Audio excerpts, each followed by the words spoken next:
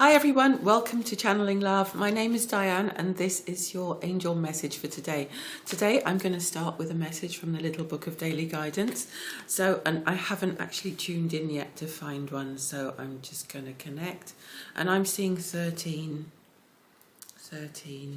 Look for peace. Okay, so today is a day to remove yourself from all debilitating and unnecessary conflicts. Send love to all things if you can, but do not remain at the site.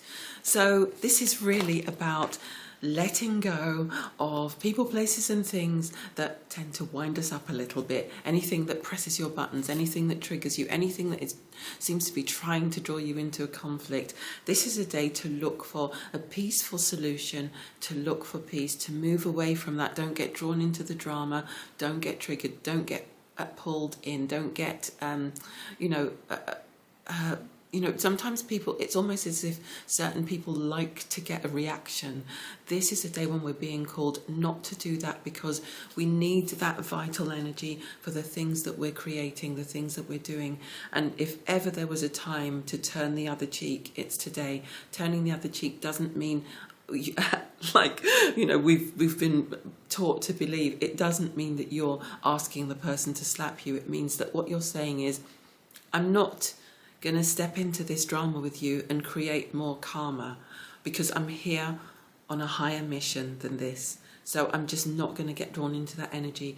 It could be an energy of even looking at other people's things online and what they appear to be doing and how they appear to be living, and knowing that in some respect they're almost trying to trigger a reaction from people, because but understand that people do that because they're insecure. They need everything that they're doing to be seen, or their lifestyle, or it's not real. It's not real. Trust what's in your heart and don't get triggered by anything. You are enough. What you're doing is enough, more than enough, and just being you is enough. Just being you, because if you know how to be happy, let's face it, you have achieved more than many people on this planet will ever achieve. Okay, and often when people feel the need to be posting everything that's showing you how happy they are, they're actually not happy, because their lives are, they need to display their lives in that way because they need to convince themselves and everyone else that they're happy. If you're truly happy, there are moments when you're just sitting in silence and you're completely at peace and you are truly, truly happy. No one needs to witness it. No one needs to even know about it. So you're being asked to look for that kind of peace today, and it means turning away from everything that usually, gets you riled up or makes you anxious in any way whatsoever. So there's been a lot of talk actually about social media and about how it causes anxiety and depression and unhappiness. And, it is partly because it sows within us discontent, and it makes it look as if everyone else is having this fabulous life and this fabulous time. But remember, every single one of us has our bit of pain to deal with. You don't know what's actually going on behind the scenes. And the highest spiritual perspective is just to lean into yourself, your life, and your own happiness. You do not need the affirmation of millions of people to be worthy of happiness, joy, peace and love. Okay, so sometimes it's better, even with the best armour and the cleverest weapons at your disposal, to simply remove yourself from the battlefield and never return. This is a day to return to love, whatever this means to you. Seek out peace and find a quiet place to rebalance your energies, regroup and ask for divine guidance and practical angelic help. Do not allow anyone to disturb your peace. Okay, that felt like a really important message for today, and I'm going to shuffle and I'm going to pull a couple of cards from the Soul Helper deck. Is that what it's called? Soul Helper Oracle, yes. And I'm going to ask, what do we need to know today to restore our peace or to remain in peace? And I've just been told to stop. You cast a spell with your existence. This card comes up such a lot. So there are a lot of us out there who are light workers, who are those who embody the light, who embody a light frequency, and who are being reminded today that that is more important than anything, that what you are bringing at this time with your love, with your light, is actually the thing that is bringing peace to the earth. And if you are bringing peace to the earth, then you are doing an incredible job, and what you are doing is not only worthwhile, but it's also the most worthwhile thing that anyone could possibly be doing. If everyone who had a huge social media following was simply radiating love to their entire community, the world would shift overnight. And you're also being asked to remember that that is the key to your peace as well, that that energy is not only flowing through you for the highest good of all, it's also flowing through you to bring you peace. So if you've lost touch with it, just sit quietly and reconnect. It doesn't have to be a meditation. It can just be you deciding that you want to reconnect with that inner light and with the light of the divine. Magic flows brightly and radiantly within you. I mean, what else do you need? What else do you need? This is all there is. This is all there is, connecting with the divine and being a vessel, a vehicle, a channel for divine love. Okay, and the next one. Release your creative energies. Make use of them in your life. So for some people, there is a frustration, there is a lack of peace because there is a need to express yourself creatively and you haven't been doing so. So make sure that you do, because that can be the key to your peace at this time. That might be the missing piece that's actually causing you to get frustrated, the fact that you are creatively frustrated, you're not expressing yourself at the highest level, you're not enjoying your life at all. I mean, it makes perfect sense, doesn't it?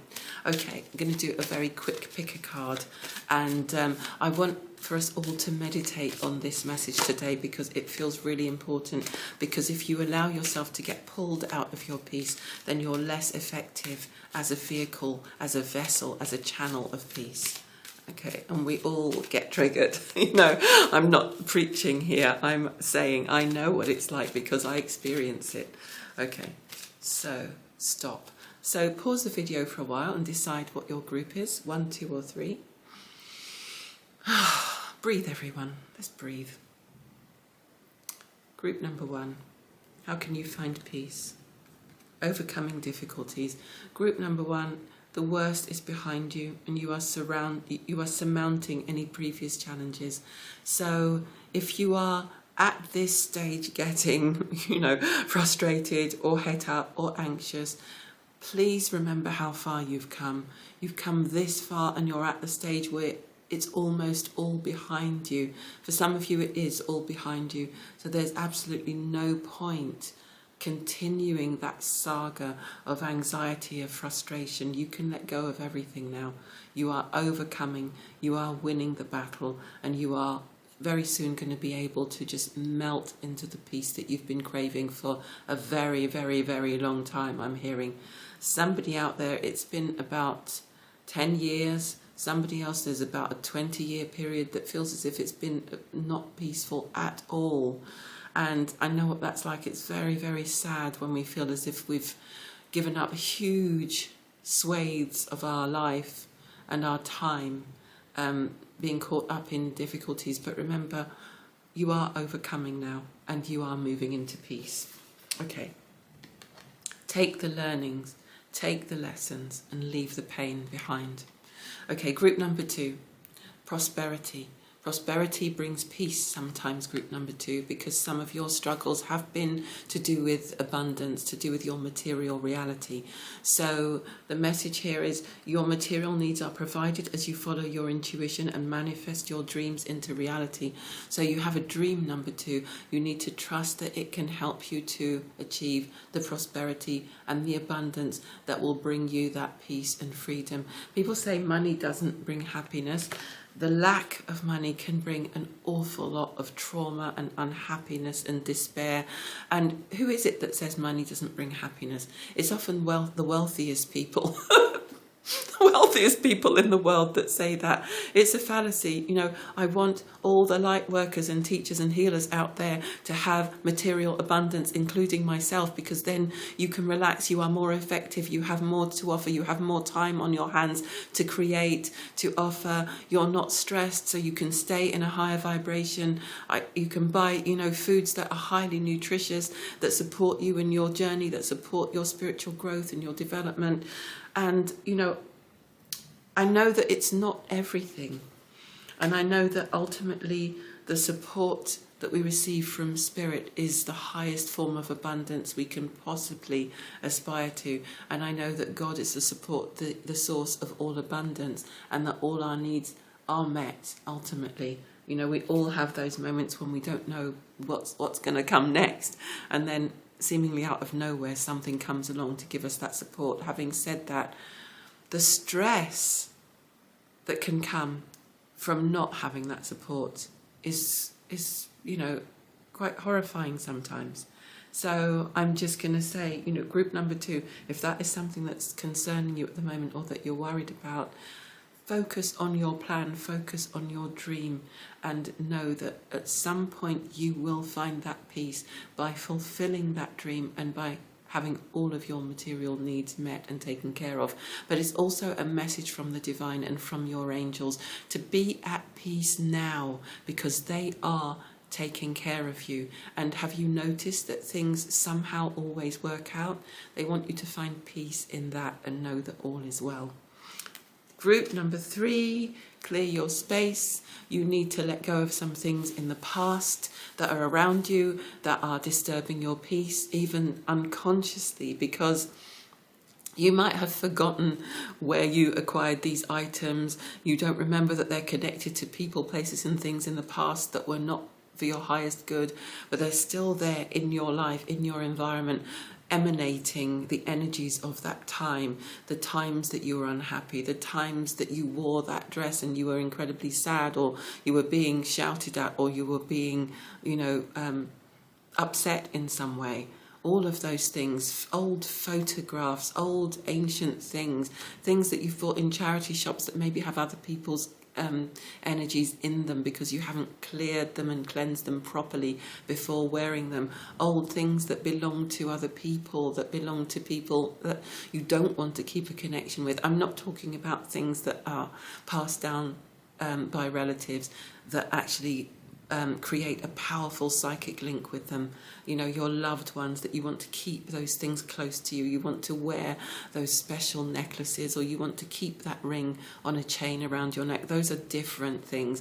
I'm talking about things that carry a negative vibration and negative charge, even on a very practical level, you know, on a Maria Kondo level. If you look at it, if you touch it, if you hold it and it doesn't spark joy, why is it there?